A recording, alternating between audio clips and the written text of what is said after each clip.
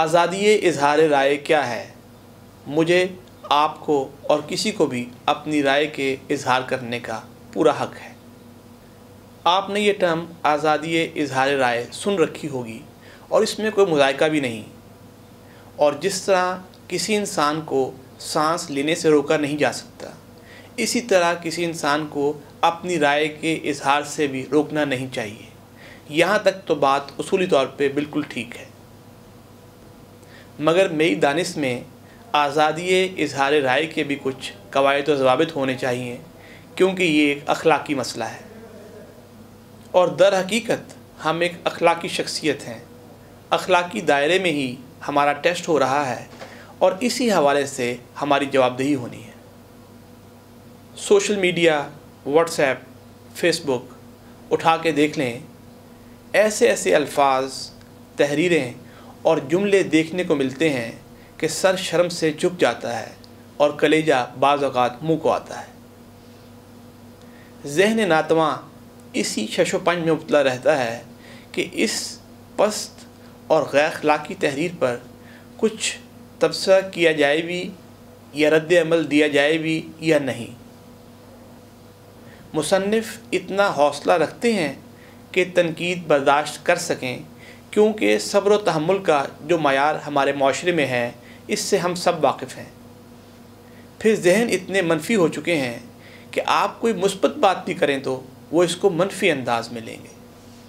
اور شروع ہو جائے گی ایک نہ ختم ہونے والی تکرار، کیونکہ ہم ہیں حضرت انسان، اشرف المخلوقات ہیں اور اول تو غلطی ہم سے ہو نہیں سکتی، اور اگر ہو جائے تو مانے ہمارے دشمن، کیونکہ یہی تو ایک کمال ہے جو ہم نے سیکھا نہیں،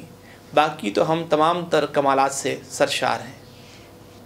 کوئی بھی باشعور انسان چاہے دنیا کے جس مرضی کونے میں ہو اس بات سے انکار نہیں کر سکتا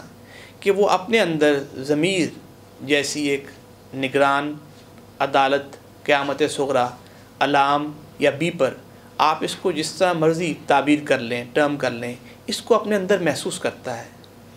اور یہ قیامت صغریٰ یا نگران یا عدالت صبح آنکھ کھلنے سے لے کر رات آنکھ بند ہونے تک مسلسل اپنا کام کرتی ہے۔ یہ ہمیں برے اعمال پر تنبیہ کرتی ہے۔ میرے خیال میں یہ عدالت، یہ علام، یہ نگران، یہ بیپر تو اپنا فنکشن صحیح طور پہ ادا کر رہا ہوتا ہے، مگر ہمارے اندر کا انسان اپنی بدعمالی اور بدحواسی کے باعث گراوٹ کی اس نچلی سطح تک پہنچ جاتا ہے کہ ہمیں اس کی آواز کم سے کم تر اور مزید کم پہنچتی ہے، اور ہمارا احساس دن بدن اس حوالے سے کم تر ہوتا چلا جاتا ہے۔ میں نے یہ بھی محسوس کیا ہے کہ جو لوگ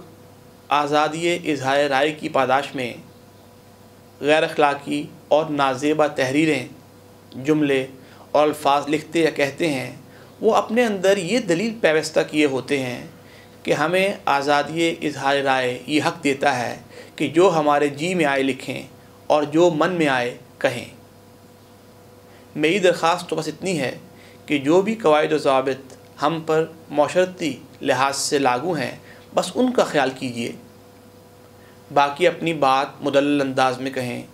جامع طور پہ اور وثوق سے کہیں، آپ کو کس نے روکا ہے، مگر اتنا خیال ضرور کریں کہ آپ کی بات یا آپ کی تحریر سے کسی کا دل نہ دکھے۔ آئیے اس پیغام پر خود بھی عمل کریں اور اپنے دوست احباب سے شیئر بھی کریں۔